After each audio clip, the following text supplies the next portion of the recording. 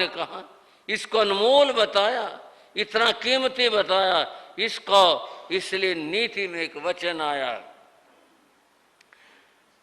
काव्य शास्त्र विनोदी ने कालो याति धीमताम। धीमताम जो बुद्धिमान है, समझदार हैं, ज्ञानी हैं, उन व्यक्तियों की बात है। काव्य शास्त्र विनोदी ने, वो लोग स्वाध्याय करके अपना समय बिताते हैं। जो लोग बुद्धिमान हैं वो अपना समय कैसे बिताते हैं? स्वाध्याय करके बिताते हैं। व्यसनेन च मूर्खाणाम निद्रया कलहेन वा। जो मूर्ख होते हैं वो अपना समय कैसे बिताते हैं? या तो व्यसन में बिताएंगे, अथवा अपना समय, और तो कुछ काम है नहीं, चलो भाई सो ही लेती है, सो जाओ भाई, क्यों क्या बात हुई, और तो कुछ काम है नहीं, चलो सो ही जाते हैं। और तीसरी बात कलह ने, या वो लोग कलह करके, झगड़े करके, फिजूल के बातें करके इस तरह से अपना समय बिताते हैं। वो मूर्ख होते हैं। और ज्ञानी जो होते हैं वे अपना समय स्वाध्याय में, धर्म ध्यान में और अच्छी बातों में, इसमें बिताते हैं। समय को समझने वाले सचमुच में ज्ञानी होते हैं। भगवान ने कहा कि गौतम समय मात्र भी प्रमाद न करो, इस समय को नष्ट मत करो, इसे खो मत, ये अनमोल है और इतना अनमोल है ये फिर मिला नहीं करता। समय को समझने वाला जीवन सार्थक करता है। समय को समझने वाला जो करना चाहिए वह करता है। लेकिन दुनिया में समय को समझने वाले लोग बहुत कम होते हैं। एक ऐतिहासिक कहानी है। उपगुप्त नाम का एक सन्यासी साधु था, भिक्षु था, नाम था उपगुप्त। वह भिक्षा मांगने निकला, नगर में गया। देर हो गई थी, धूप चढ़ गई थी, तेज धूप थी, गर्मी थी, धूप लगी उसको। एक कहीं मकान का छज्जा था, वहां छाया थी, वह उपगुप्त उसके नीचे खड़ा हो गया। थोड़ी शांति मिली, छाया थी, वहां खड़ा हो गया। खड़ा था, जहां वो खड़ा था उसके सामने, वो तो गली थी, फिर इधर भी मकान थे, इधर भी मकान थे, सामने के मकान की खिड़की खुली। किसी ने, अंदर वाले ने खिड़की खोली, बाहर झांका। वह खिड़की जो खुली वह उस महल की, उस घर की स्वामिनी थी। उसने बाहर झांका, बाहर देखा। बाहर देखा तो वह स्त्री देखती रह गई। वो कोई सामान्य स्त्री नहीं थी, उसका नाम वासव दत्ता था और वह नर्तकी थी। बस इससे आगे आप समझ सकते हैं। उसने भिक्षु को देखा, कुछ ऐसा था, कर्म का योग कहेंगे हम तो, नाम कर्म का, बाकी लोक भाषा में देह दृष्टि से उपगुप्त भिक्षु बहुत सुंदर थे। उनकी देह अत्यंत सुंदर थी। वासुदत्ता ने भिक्षु को देखा और देखते ही उसका मन मलिन हो गया। उसने अपनी दासी को आवाज दी और कहा, दासी जाओ, ये छज्जे के नीचे एक भिक्षु खड़ा है, इसको बुला कर लाओ, और नहीं आए ना इसको कहना तेरे को खाना देंगे, भिक्षा देंगे, जा बुला ला इसको। दासी गई, जाकर के भिक्षु उपगुप्त से बोले, आप हमारे घर हमारे महल में आ जाओ। बोले मैं तो भिक्षु हूं। दासी बोले हमारे स्वामी ने कहा तुम आ जाओ, आपको हम भिक्षा देंगे। अच्छा भिक्षा मिलेगी, ठीक है। और उपगुप्त उसके साथ महल में आ गया। महल था वह बहुत भव्य था, अत्यंत सुंदर था। क्योंकि वो एक नर्तकी का अत्यंत सारे जितने भी कुछ होता सुंदरता की बातें, सज्जा वो सब थी वहां। उसने एक नजर डाली, ठीक हमें क्या लेना, दुनिया में बड़ा कुछ है, क्या तात्पर्य है। उसके हाथ में पात्र था, उसने पात्र निकाला। वासव दत्ता बोली इसमें क्या लोगे, मैं आपके लिए थाल सजाती हूं, उसमें भोजन करो। ओ गुप्त ने कहा नहीं, हम तो भिक्षु हैं, हम गृहस्थ के बर्तनों में भोजन नहीं करते। मेरे को आपने जो देना इस कटोरे में दे दो, इसमें दे दो। बोले बाहर बहुत गर्मी है, आप यहां बैठो, थोड़ा विश्राम करो, पहले पानी पियो, थोड़ा सांस तो लो। उसकी इन सदैव बातों से उसने कहा अच्छा आपके मन में बहुत करुणा है। वो बैठ गया, पानी दिया, पानी पी लिया। उसके बाद भोजन की बारी आई। वो भोजन लेकर के आए, बहुत उत्तमोत्तम भोजन। उसने कहा आप इस थाल को ले लेते। बोले नहीं, मैं थाल में नहीं लूंगा। उसने भोजन कटोरे में दे दिया। देने के बाद भिक्षु उठा चलने लगा। कहां जा रहे हो भिक्षु? अब मैं चलूंगा, मेरा काम होगा, मुझे पर्याप्त भोजन मिल गया। बोले नहीं, यहीं बैठ करके खाओ, वहां धूम में जाके क्या करोगे।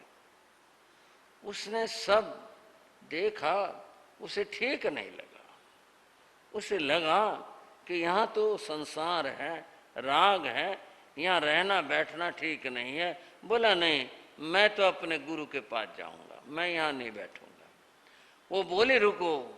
फिर उसने कहा भिक्षु बात सुनो, तुम तमाम उम्र यहीं रहो, क्या करोगे, ऐसे भटकते मांगते खाते फिरते हो। तुम यहाँ रहो और तुम्हें कोई तकलीफ नहीं होगी, तुम्हें कुछ नहीं करना पड़ेगा, यहाँ सारे सुख तुम्हारे को मिलेंगे, तुम यहाँ रहो। ओ गुप्त बोला नहीं, मेरे को जाके करोगे क्या? वासव दत्ता बोले। उपगुप्त ने कहा देखो मैं अब तो जाऊंगा, मैं फिर आऊंगा। फिर क्या करोगे? अभी जो मैं कह रही हूं यहीं रुको, यहीं रहो। नहीं, मैं फिर आऊंगा, मैं आपको वचन देता हूं, मैं फिर आऊंगा, लेकिन अब तो मैं रुकूंगा नहीं, मेरे को जाना है। और वो नीचे उतर गया, चला गया। वासव दत्ता बोले जिद्दी था, माना नहीं। इतना कहा उसको, रुका नहीं। और यहाँ कितनी अच्छा होता, कितनी उसकी मौज होती, सुख से रहता, पर पता नहीं, माना ही नहीं। फिर आऊंगा, फिर क्या करेगा, अभी रहता यहाँ पर, सारे सुख थे यहाँ। उसने तो मन में कुछ ऐसा सोच लिया था कि मैं इसको पति स्वीकार कर लूंगी, ये सोच लिया था। अब वो बार बार कही जा रही थी, जिद्दी था, उसकी समझ ही नहीं आई और चला गया वह। चलो चला गया तो क्या करे, चला गया। समय व्यतीत होता गया। बंधुओं, समय बहुत तेजी से बीतता है। आप बता सकते हैं कितने तेजी से बीतता है?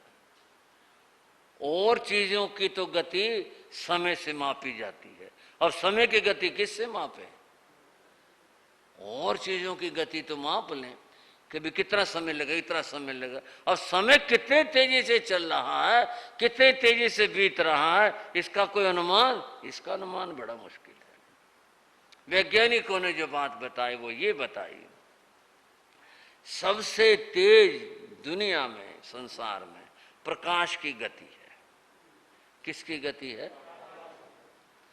जो एक सेकंड में 2 लाख किलोमीटर की गति, एक सेकंड, एक बस इतना कहते 2 लाख किलोमीटर गया प्रकाश, इतनी तीव्र गति है। वैज्ञानिकों का कहना है जो प्रकाश की गति है वो समय की गति है। इतनी तेजी के साथ समय बीतता है। और ये जो समय बीत रहा है, ये हमारी जिंदगी बीत रही है। हमारी जिंदगी, हमारा जीवन इतनी तेजी से बीत रहा है, एक सेकंड में 2 लाख किलोमीटर चले जाएं और फिर हमारी जिंदगी बीत जाती है, खत्म हो जाती है। इतनी तेजी से समय व्यतीत होता है, इतनी तीव्रता से समय जाता है, पता नहीं चल। लोग बस कह देते हैं बहुत जल्दी समय बीता, जिंदगी बीतती दिखाई देती है। ऐसे ही एक समय आया, वासव दत्ता के शरीर में कोढ़ फूट आया। अब जिसके पास लोग आते थे संगीत सुनने के लिए, जो सभा लगती थी, वो सब खत्म हो चुकी थी, अब कोई नहीं आता है।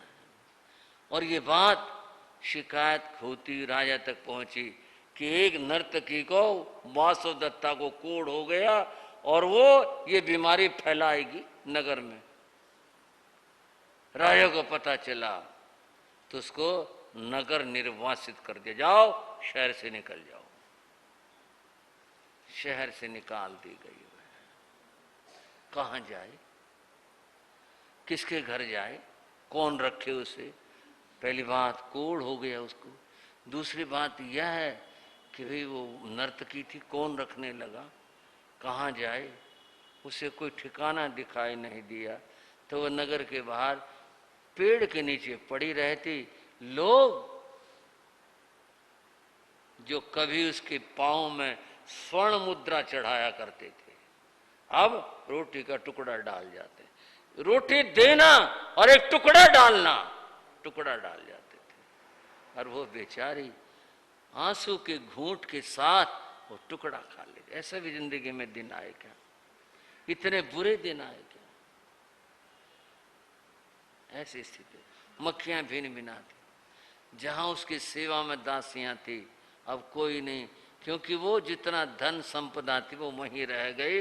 राजा ने कहा नहीं, ये राज की चीज है, यहां से कुछ नहीं जाएगा, और उसके महल को ताला लगा दिया गया था। वो बेचारी इस दिशा, ऐसी स्थिति में, इस दशा में नगर के बाहर पड़ी हुई थी। वो इंतजार करती थी मृत्यु आ जाए, मैं मर जाऊं, मेरा पीछा छूट जाए। पर ये भी तो कहने से नहीं आती, क्या किया जाए? वह ऐसे रो करके सो गई थी। दिन का समय था, पेड़ के नीचे नींद आ गई उसे। किसी ने उसका पांव सहलाया। कौन है? मुझे हाथ मत लगाओ, मेरे को कोढ़ है, कोढ़ लग जाएगा तुम्हें। कौन है? दूर हटो। वो फिर भी कोई पांव सहलाता रहा।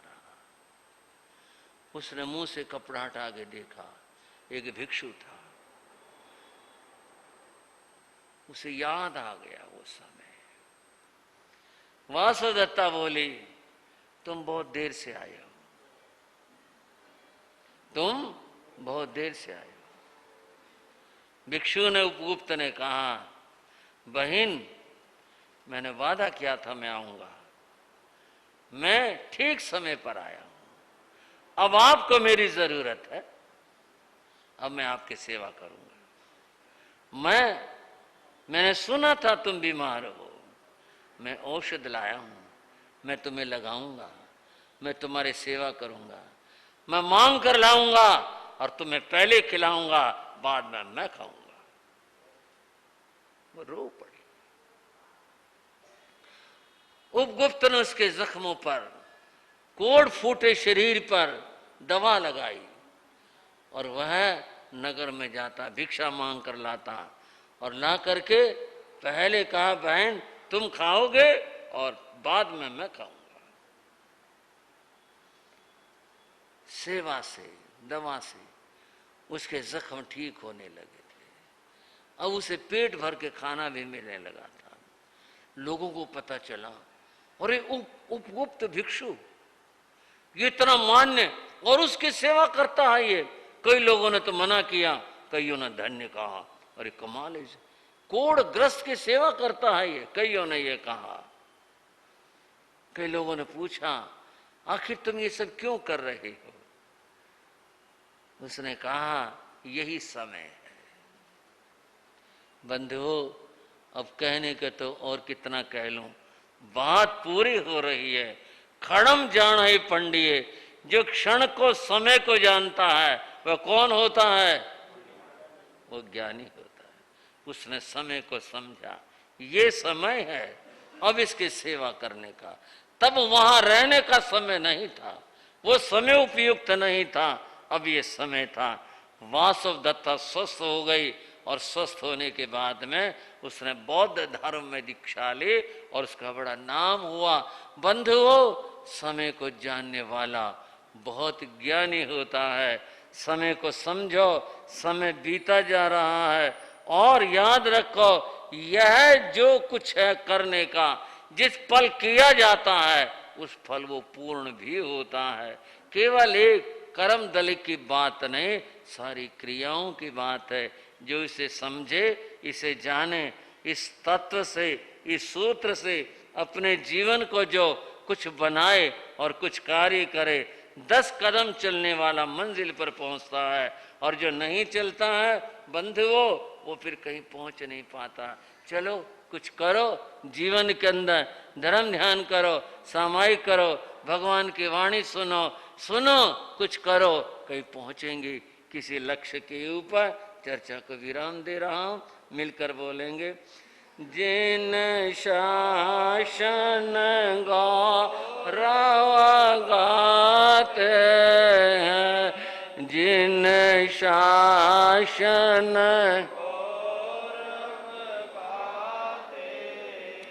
निज जीवन सफल बनाते हैं, जिन जीवन सफल बनाते हैं,